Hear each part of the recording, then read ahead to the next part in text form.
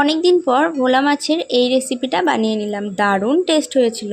এই জন্য প্রথমে মাছগুলোকে ভালো করে ধুয়ে লবণ হলুদ মাখিয়ে রেখেছিলাম। এরপরে মিক্সির জারের মধ্যে আদা রসুন কাঁচা লঙ্কা টমেটো দিয়ে একটা মিক্স পেস্ট বানিয়ে রাখলাম।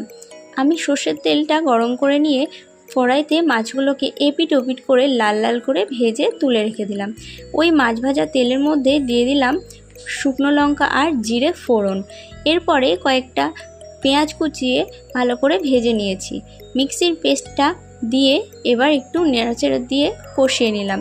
এর মধ্যে দিয়ে দিলাম স্বাদ মতো লবণ হলুদ আর কাশ্মীরি লঙ্কার গুঁড়ো। এরপরে ভালো করে নেড়েচেড়ে মশলা থেকে তেল ছেড়ে আসলে ওর মধ্যে টক দই ফেটিয়ে ভালো করে কষিয়ে নিলাম।